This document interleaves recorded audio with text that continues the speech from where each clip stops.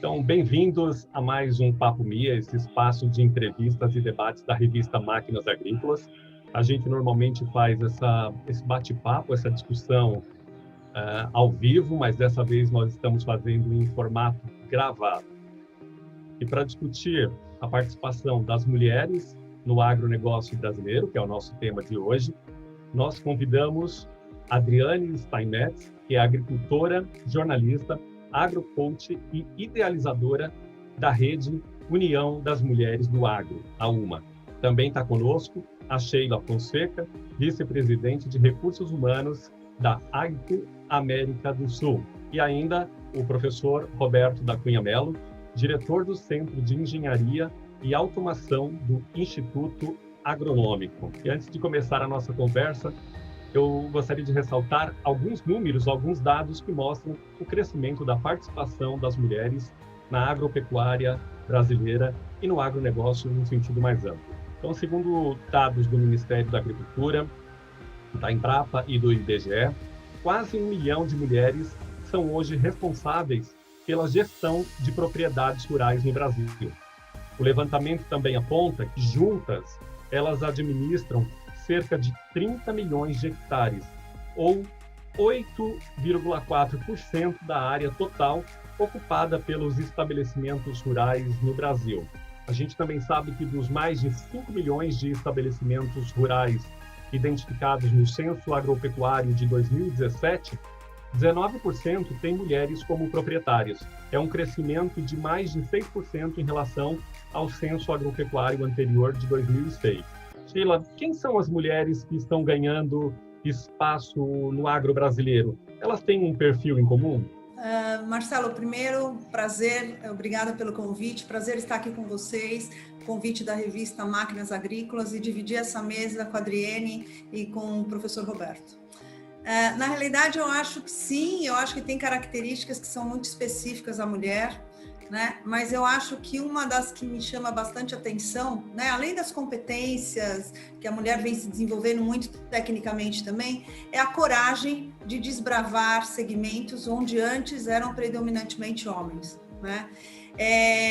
Até fazendo um paralelo com a pandemia, né, eu ouvi outro dia numa entrevista e eu gostei bastante desse argumento, que a mulher tem alguns componentes que são bem interessantes. Além da intuição, ela tem a ação e também tem um olhar de cuidar do outro, né? E acho que essas são características que cabem muito bem a qualquer segmento, não só ao agro, mas a qualquer segmento. Então, de uma forma bastante resumida, se eu pudesse dizer o que descreve a mulher do agro hoje, eu acho que são essas competências. E Sheila, a gente está com a Adriane, que é uma profissional com múltiplas competências, né, Adriane? Então, obrigado também pela sua presença. Você concorda com essa avaliação da Sheila sobre o perfil da mulher no agro? Olá, Marcelo. Também quero agradecer o convite da revista Máquinas Agrícolas, né, por esse convite para estar aqui, para a gente bater esse papo, né, cumprimentar também a Sheila, o professor Roberto. Eu concordo, sim, né, e eu complemento até falando que, na verdade, as mulheres, elas sempre estiveram, né, apesar de elas estarem ganhando esse protagonismo agora, elas sempre estiveram. Então, eu sou a terceira geração, a minha avó esteve no agronegócio, no campo, a minha mãe esteve, agora eu e minha irmã, né, ao lado da nossa mãe, mas a minha avó e a minha mãe, elas estavam às vezes ali mais nos bastidores, né, eu falo que quem colocava a cara para jogo eram os homens, então era o meu pai, o meu avô, apesar que elas pegavam mesmo no batente, né, ia para cima de máquina, ia plantar, se precisasse recolher, o que precisavam fazer elas faziam, e hoje elas saem um pouco desse bastidor, né, que é já o meu caso e da minha irmã, e a gente vem para assumir esse protagonismo, muitas vezes também na gestão. Então, eu vejo aí que tem o perfil dessas mulheres que assim como a minha mãe, estão há muitos anos, né, já na atividade, continuam na atividade, e tem agora sucessoras, né, uma nova geração também chegando aí dessas mulheres, que a gente junta a experiência de quem já está aí na atividade, né, das matriarcas, e junto também com essa inovação das sucessoras. Então eu concordo, né, com a Sheila também dessas características da mulher mais humana, mais sensível e que está cada vez mais presente aí dentro do agronegócio.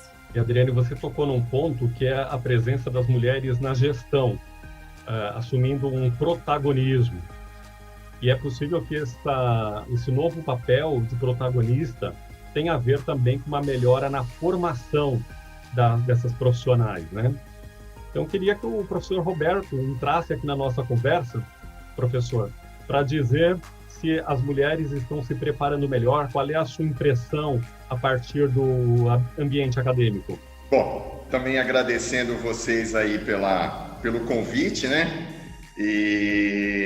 Bom, eu concordo com vocês, né? Quando as meninas até perguntam o que deve fazer para poder ficar mais competitivo, eu falo qualificação, né? O mercado hoje exige qualificação e isso aí é muito importante para você conseguir aí os postos de chefia e a parte mais administrativa, né? Bom, eu comecei lá nos 200 mil anos atrás, quando o ser humano surgiu na Terra, o Homo sapiens, né? Então, naquela época, as divisões de trabalho, elas eram bastante distintas, né? O que era trabalho de homem e o que era trabalho de mulher, né? Então, os homens saíam para caçar, para conseguir os alimentos, e a mulher ficava em casa cuidando dos filhos, da família, né? Então, naquela época, as coisas eram bem distintas, o que era do homem e o que era da mulher, tá? E depois aí foi evoluindo, né? Há mais ou menos um pouco mais de 10 mil anos atrás, o homem se fixou no campo e aí ele começou a praticar agricultura e aí as mulheres já começaram a ajudar mais na agricultura. E aí depois, continuando com o tempo, né? Aí eu avançando um pouco mais, e aí depois veio a Revolução Industrial, tá? Que eu acho que a Revolução Industrial é que foi péssimo para as mulheres, né? Porque naquela época, lá no século XVII, as mulheres só trabalhavam como operárias, tá? Não tinham direito nenhum e nunca ocupavam cargos de chefia. Aí já no século XX teve aí os anos 60, os anos 70, que já foi uma época mais revolucionária, tá? Aqui no Brasil a gente teve os festivais de música, né? O Geraldo Vandré cantando a música lá, ou para dizer que eu não falei das flores, né? Que acreditavam nas flores vencendo o canhão. O Raul Seixas também, já com a sociedade alternativa, né? Então esses movimentos, eles foram muito importantes para que a gente chegasse aonde a gente chegou, tá? Nos Estados Unidos teve um movimento bastante grande lá também, chamado de Women Liberation, né? Tinha até uma música do Frank Zappa lá, que ele falava dessa Women Liberation, Across the Nation, né, que praticamente tomou conta de todos os Estados Unidos, tá? Depois também veio o Festival de Woodstock, né, que eram os hippies. Os hippies, eles já levavam essa vida mais alternativa, que seria você viver no campo, você produzir o seu próprio alimento, tá? E, logicamente, eles davam mais espaço às mulheres, né? Como a gente falou, o lema deles era paz e amor, tá? E aí depois continuou até a gente chegar, tá na década de 80, né? Na década de 80, que nós tivemos, foi o final do nosso regime militar, tá? E aí começou uma nova fase também, o Brasil entrou numa nova fase, e depois nós tivemos a Assembleia Constituinte de 1988, e nessa Assembleia teve até chamado Lobby do Batom, tá? Que foi onde as mulheres conseguiram vários avanços na parte legislativa garantidos pela Constituição, né? Então isso propiciou com que as mulheres conseguissem bastante espaço, vamos dizer, no mercado de trabalho, tá? E até chegar nos tempos de hoje, né? Então, hoje em dia, as mulheres praticamente atuam em quase todas as áreas, né? No agro, aí, como você falou, os números, aí, praticamente 20% das propriedades são administradas por mulheres. Eu trabalho na engenharia agrícola, né? Engenharia agrícola ainda é uma área que tem poucas mulheres, né? Mas quando professor, eu sempre estimulei as meninas, porque os alunos gostavam muito era de dirigir trator, né? Então, aí eu levava as meninas lá, não, vamos dirigir o trator, e os tratores hoje ficaram muito fáceis de dirigir, né? A Sheila da Agrico aí pode falar um pouco mais dos tratores da Agrico, mas os tratores hoje eles estão muito fáceis, né? Eles têm cabine, ar-condicionado, você troca a marcha só apertando um botão, as direção hidráulica, bem um pouco diferente dos tratores aí de 30 anos atrás e até mais antigo. A evolução das máquinas vem possibilitando com que as mulheres consigam maior espaço nessa área da engenharia agrícola, né? As mulheres estão não apenas dirigindo mais tratores, máquinas agrícolas de maneira geral, mas também ganhando espaço dentro das próprias empresas as montadoras, toda a cadeia envolvida, né? A própria Sheila está aqui conosco, é um exemplo disso, sendo a vice-presidente responsável pela área de recursos humanos. Dá o seu depoimento para a gente, Sheila, de como é que tem sido esse processo de evolução das mulheres também dentro da própria indústria voltada para a área agrícola. É legal essa tua pergunta, Marcelo, até porque assim, né, à medida que o produtor rural evolui, né, e que também hoje você fala que tem quase 20% à frente aí das grandes, né, na gestão dessas fazendas, usinas, enfim, não tem como as empresas também não se atualizarem nisso, né?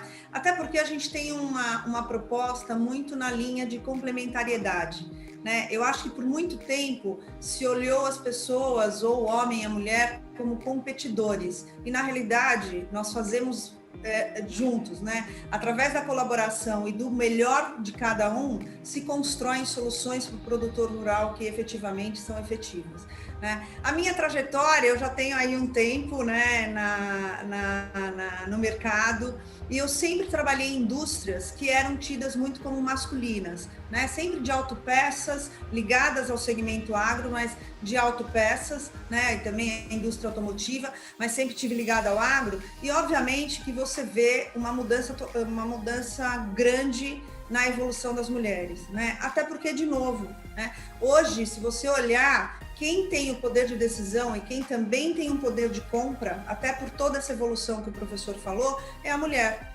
né? Então, as empresas tiveram que se adaptar e a criarem produtos também que sejam alinhados ao que a mulher busca e tem como expectativa. E as empresas que não fizeram isso, elas estão, obviamente, atrás, né? Então, hoje, não é uma questão de um posicionamento só das empresas, mas é uma questão do posicionamento do mercado. É uma pena, eu ainda acho uma pena a gente ter que falar de que mulheres são minorias, ou é uma cota, ou a gente quer equilibrar o percentual, né? Eu acho que tem que ser tratado de uma forma extremamente igualitária, né? Quer dizer, as mulheres são avaliadas e têm uma performance igual ou melhor, né? Dependendo das competências de cada um. E hoje eu não vejo qual tipo de trabalho que a mulher não possa fazer, desde que ela queira. Uma das nossas marcas, através de uma das nossas marcas, nós fomos convidados por uma usina, ou melhor, não convidados, mas desafiados, de que em função de um trabalho que foi feito por um grupo de mulheres, eles gostariam que das 24 máquinas compradas, ela fosse rosa. E nós entregamos esse mês, né, coincidentemente esse mês, o primeiro trator rosa, com câmbio CVT, enfim, cabinado e com toda a tecnologia que o professor falou. E é interessante porque eu fui fazer a entrega e eu também tive a oportunidade de conhecer a operadora, né? E quem opera esse trator, ou uma das, né? Porque eu não pude conhecer as 85 mulheres, que aliás, foi possível escolher esse trator rosa, porque dentro de uma competição interna, esse grupo de mulheres, elas foram as mais eficientes, as mais produtivas e a que entregaram o melhor resultado. Por isso, então, o trator rosa. E aí eu estava conversando com ela, é uma jovem, né, menos de 30 anos, e ela começou a carreira dela no campo, na lavoura.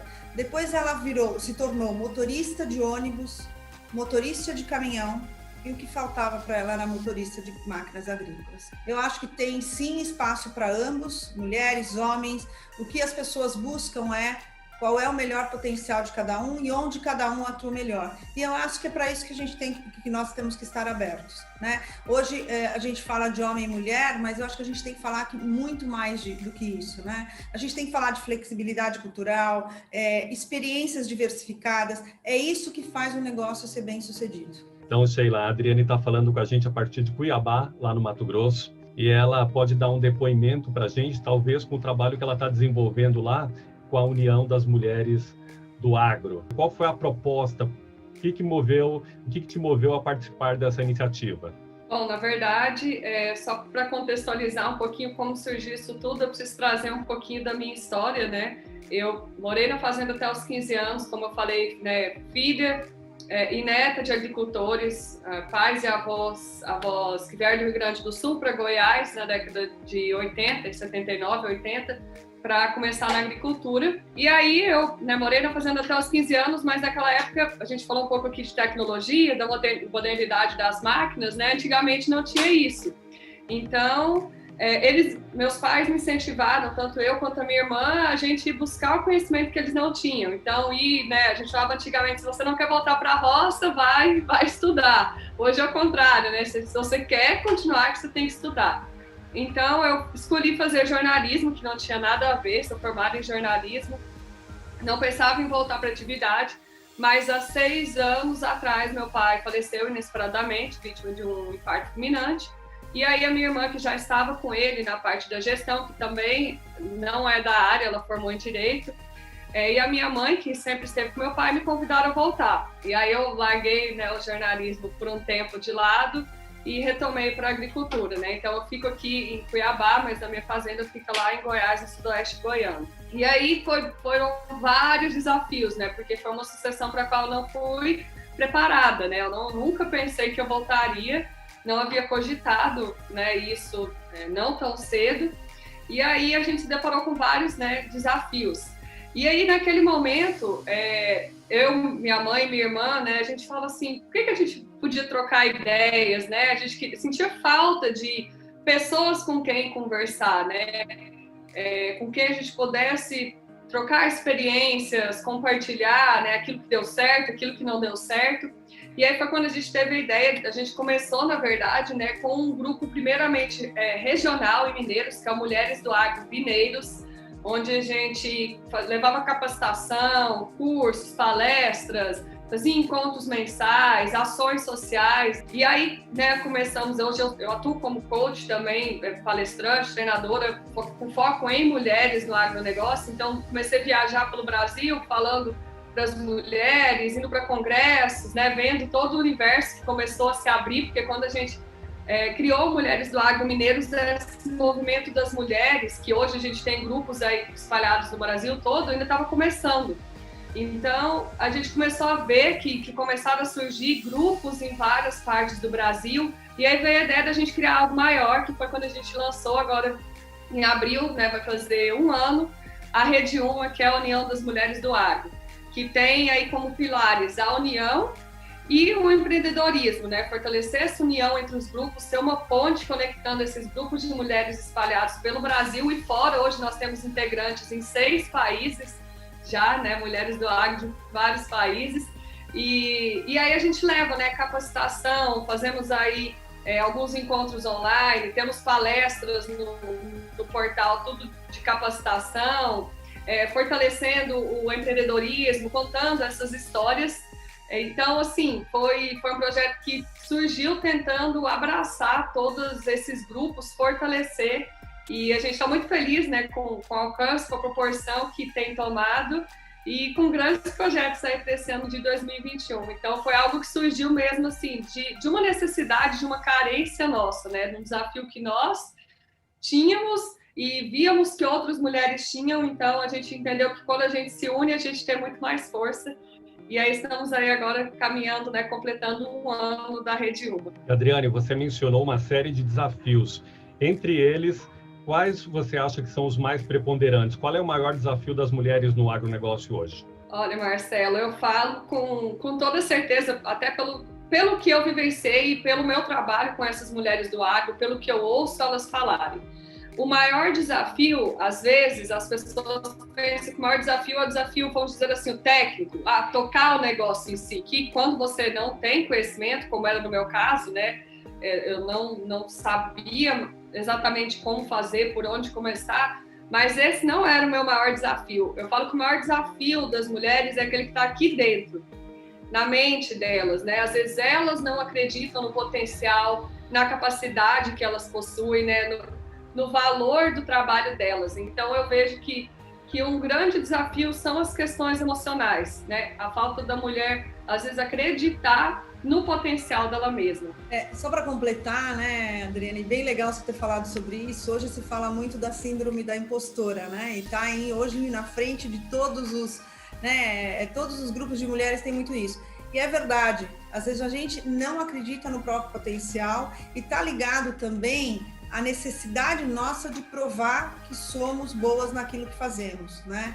Eu acho que isso vem mudando também, né? Porque o próprio mercado está mais aberto a isso, mas a gente tem que olhar um pouquinho, e aí, como o professor falou muito bem, tem uma questão histórica e social de que a mulher teve que provar que servia para estar em alguns segmentos, e no agro não é diferente, né? Então, acho que as novas gerações já vêm com outro posicionamento e muito mais seguras de si, mas é fato, nós tivemos que estudar muito mais, tivemos que nos preparar muito mais e só assumimos essas posições quando estamos prontas ou quando nos sentimos prontas, né?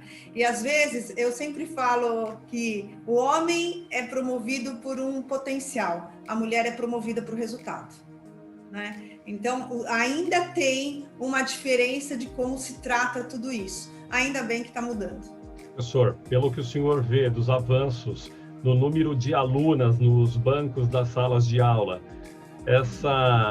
esse cenário da presença das mulheres deverá mudar ainda muito mais na sua avaliação? Sim, sim. Bom, primeiro eu vou só fazer uma colocação aqui no que a Sheila falou com respeito a essa competitividade entre homens e mulheres e essa rivalidade. Eu sempre achei isso um porre, uma coisa muito chata e uma discussão que não leva a nada e fica aquela discussão muito chata, né? O que eu sempre falo tanto para os meus alunos como lá em casa para minha família, que é o trabalho em equipe, né? Então, quando a gente trabalha em equipe, logicamente os resultados eles são muito melhores, né? Então, hoje em dia as mulheres vêm trabalhando junto aí com a agricultura, né? Logicamente a tal da jornada dupla aí não é muito fácil, né? Mas fazer o quê, né? Então não tem outro jeito, tá? Eu tenho visto também bastante com operação de máquinas, tá? Então, antes de falar um pouco dos bancos acadêmicos, aí deixa eu falar um pouco com a operação de máquinas. Hoje eu tenho visto que as mulheres estão trabalhando muito bem, elas estão se saindo muito bem, são nas operações de colheita, tá? Com operar as máquinas de colheita, né? Logo quando eu comecei meu trabalho aqui no Instituto Agronômico, há 25 anos atrás, a gente fez um trabalho aqui no estado de São Paulo sobre levantamento de perdas na colheita, tá? E a gente visitou, acho que foram 74 propriedades, e dessas 74 propriedades, apenas 2 estavam trabalhando dentro do limite de perdas, tá? Que no caso da soja é 1 saco por hectare, né?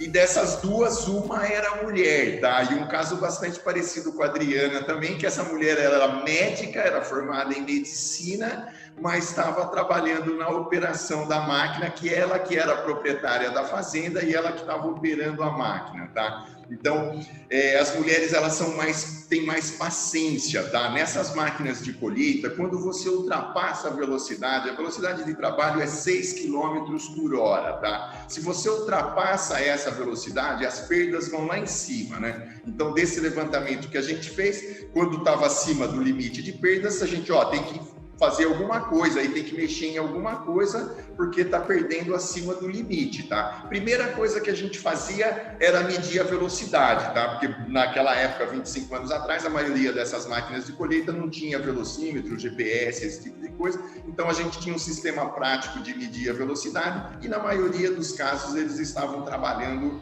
acima da velocidade, tá? Então, as mulheres, nesse ponto, elas têm se dado muito bem, tá? Então, como a gente falou, nas máquinas de colheita, muitas cooperativas, eles estão escolhendo até mulheres para trabalhar com as máquinas de colheita, justamente porque elas são mais minuciosas. Essas máquinas, elas têm muitas regulagens, muito minucioso, tem que ser muito detalhista, né? E no caso da velocidade, né? Então, não pode ultrapassar essa velocidade. E aí elas estavam se dando muito bem, né?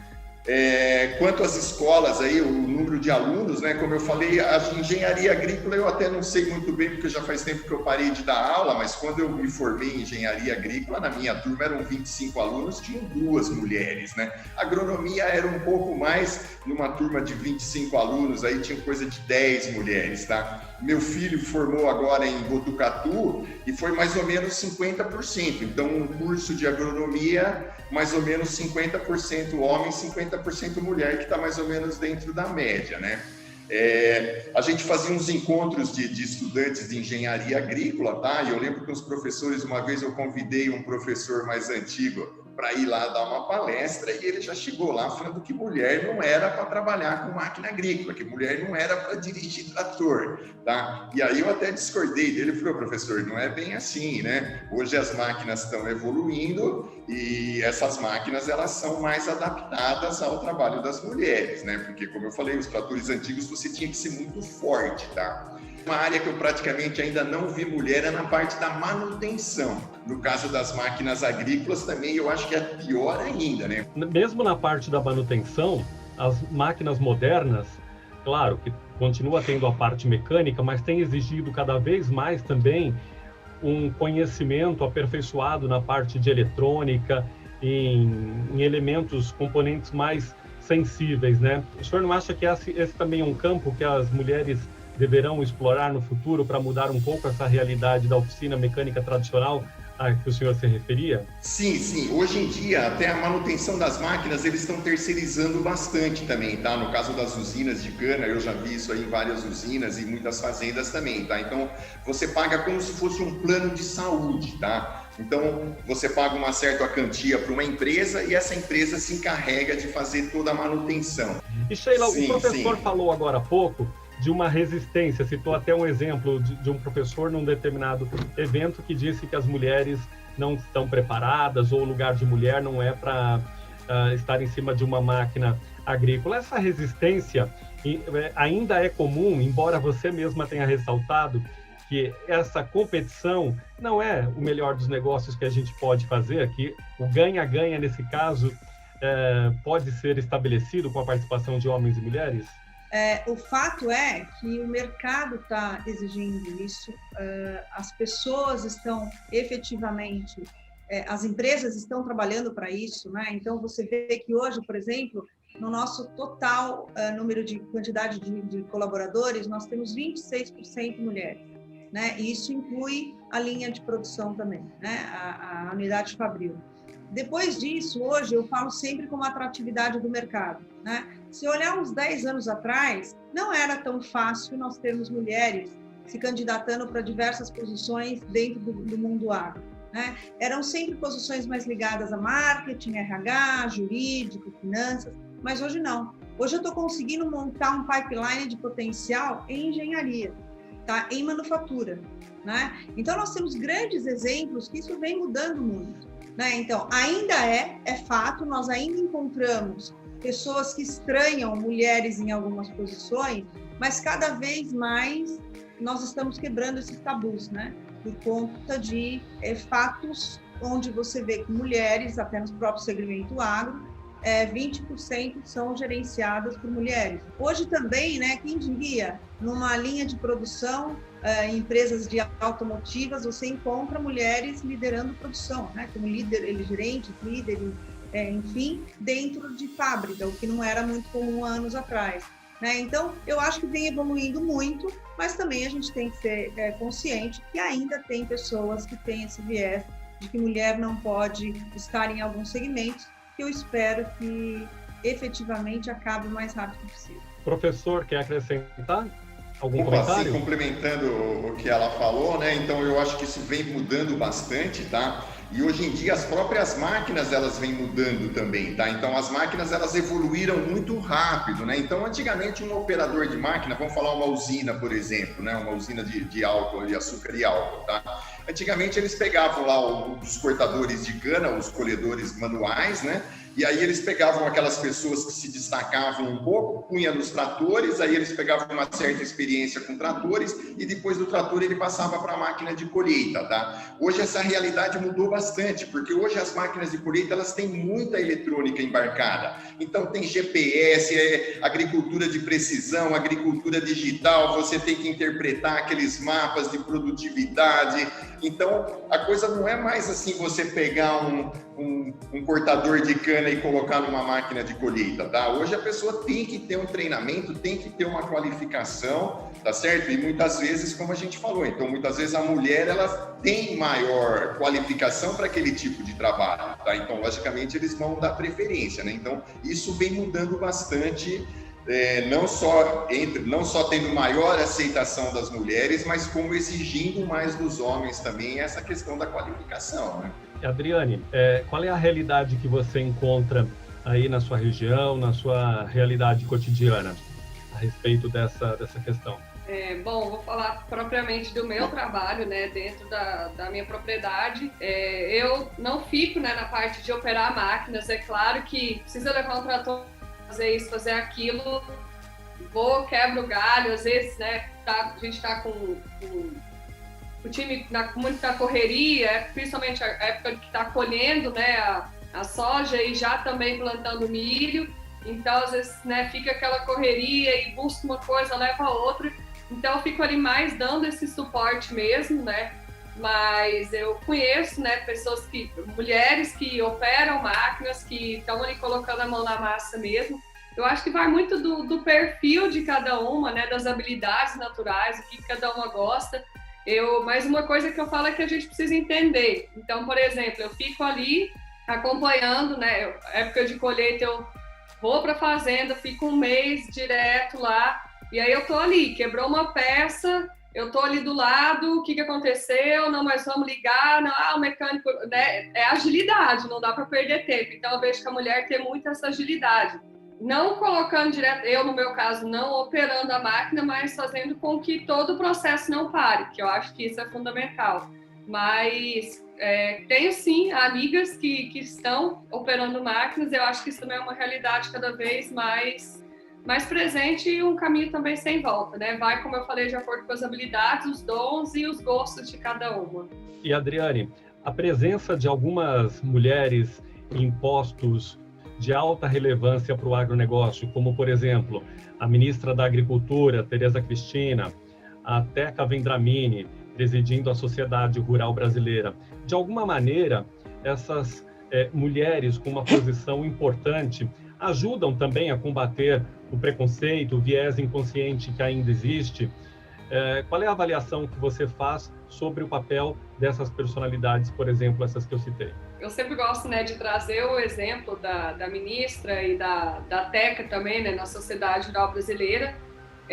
Eu falo que elas são, né, aí a prova do espaço cada vez maior e da representatividade que as mulheres estão ocupando, né, dentro de grandes empresas também, como nós falamos no início, né, a mulher não está só dentro da porteira, ela está antes e depois, então na indústria, dentro dos campos, em todos os elos da cadeia, né, eu acho que isso que é o legal para a gente realmente ganhar cada vez mais espaço.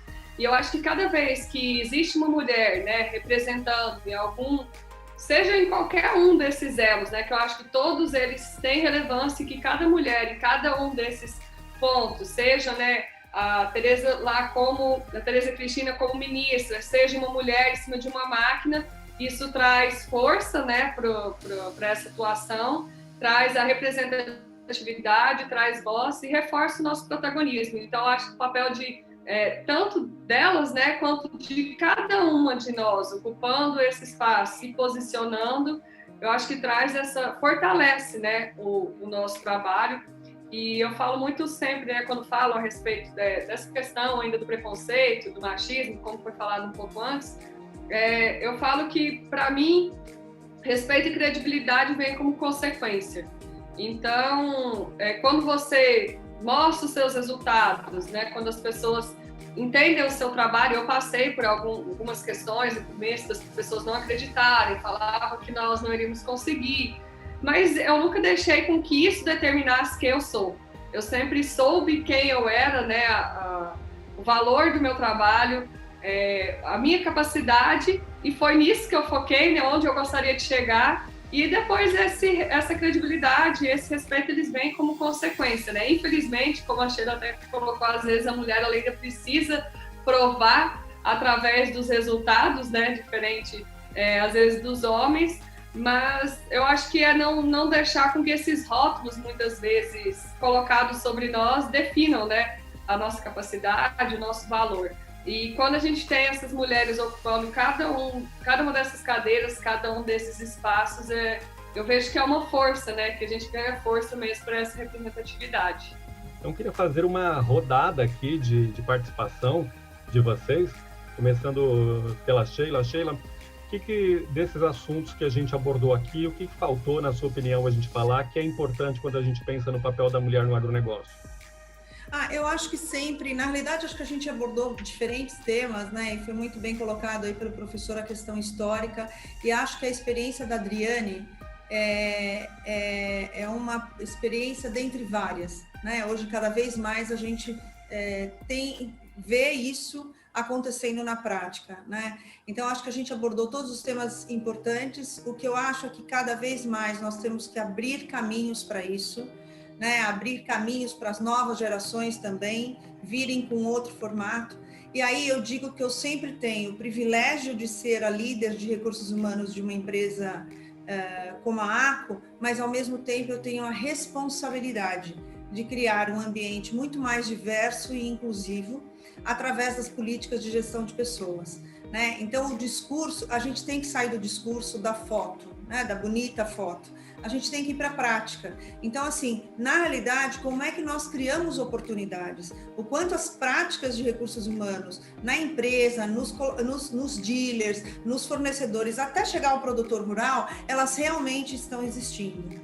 Nós temos uma plataforma de diversidade e inclusão que ela tem 4 grandes pilares, né? O capital humano, que é interno, comunidade, mercado e fornecedores. E a nossa prática, o nosso objetivo não é trabalhar só os nossos colaboradores internos e criando um ambiente mais inclusivo, mas sim, e diverso, mas sim trabalhar toda a cadeia. Então, eu me vejo sempre com muita responsabilidade, por 2 motivos. Primeiro, porque eu estou hoje liderando a área de recursos humanos, então eu posso sim propor soluções em gestão de pessoas que facilitem isso, e não menos importante, porque eu sou mulher e sei as dificuldades que eu também tive para chegar aonde eu cheguei. Né? Eu tive o prazer de 2 vezes na minha carreira, essa segunda vez, eu ser a primeira mulher na empresa que eu estava, a ocupar o cargo de diretora América Latina e hoje de vice-presidente, né? E eu assumi esse papel com muito esforço, muito empenho, muito estudo, muito aprendizado, e tentando efetivamente agregar valor ao negócio. Então, eu tenho sim comigo essa responsabilidade de abrir caminhos e de desenvolver líderes mulheres. Então, é isso que eu faço sempre. Professor, abordamos todos os assuntos importantes na sua opinião. O que faltou aqui para a nossa conversa? Tá. Bom, eu fiquei de falar um último assunto aqui. Vamos falar, eu acho que não chegaria a uns 50% das propriedades, tá? Mas chegando aí a uns 40, 45, aí eu acho que já está de bom tamanho. E vamos dar força para as mulheres aí continuar operando as máquinas, né? Eu sempre digo que o trabalho em equipe sempre é o melhor, onde você vai obter os melhores resultados, né? Adriane, já está de bom tamanho a participação das mulheres ou dá para crescer mais ainda? Não, acho que pode crescer muito mais ainda. Qual é a sua ambição, Adriane, à frente desse trabalho que você está desenvolvendo? Eu acho que é fortalecer cada vez mais, né, esse papel das mulheres, esse trabalho das mulheres, elas entenderem realmente, né, aonde nós podemos chegar. Eu falo muito também da importância da questão do papel da mulher na sucessão familiar, né? Então nós temos aí poucas propriedades hoje, né? A gente vê que passam aí para primeira, para segunda geração, para terceira, muitas vezes isso vai se perdendo. E eu acho que a mulher, né? Muitas famílias a gente vê, eu tenho amigas que são, né? Famílias só de mulheres, é igual lá em casa, né? Meu pai não teve homem. E talvez se tivesse também, ele não teria seguido o caminho, né? Porque isso não é regra. Mas, assim, que a mulher tem um papel fundamental, né, na sucessão. Tanto as matriarcas ali, né, que eu falo que a mulher, com essa sensibilidade, ela consegue fazer esse elo, né? Entre os sucessores, entre o pai, entre toda a família. Então, que a gente, né, consiga fortalecer cada vez isso mais e que o nosso trabalho da Rede Uma levar cada vez mais essa capacitação, que eu acredito muito na importância do conhecimento, de capacitar, de desenvolver esse empreendedorismo, de fortalecer mesmo essa atuação das mulheres, para a gente ganhar cada vez mais voz, né? Para a gente lutar cada vez mais pelos nossos espaços, pelos nossos direitos e conseguir realmente aí crescer e atender realmente, né, as demandas aí de uma população mundial cada vez maior e que vai precisar mais de alimentos, e a gente sabe que o Brasil é o maior potencial produtor, e também, né, a gente tem esse desafio cada vez mais de produzir mais na mesma quantidade de áreas. Então, eu acho que para isso precisa muito estudo, muita tecnologia, e eu vejo que a mulher é bem aberta a essa questão, né, a sustentabilidade. Então, esse é o nosso objetivo, né, de fortalecer cada vez mais o trabalho das mulheres do agronegócio. Assim seja, né, Adriane? E com essa mensagem, a gente encerra aqui a nossa conversa. Eu queria agradecer muito a participação da Sheila Fonseca, da Adriane Steinmetz e do professor Roberto. Muito obrigado a vocês por aceitarem esse convite da revista Máquinas e Inovações Agrícolas. A gente volta em breve com mais um tema dentro dessa série Papo MIA, e eu convido todos que estão nos assistindo a acompanhar também as nossas redes sociais. É isso, muito obrigado.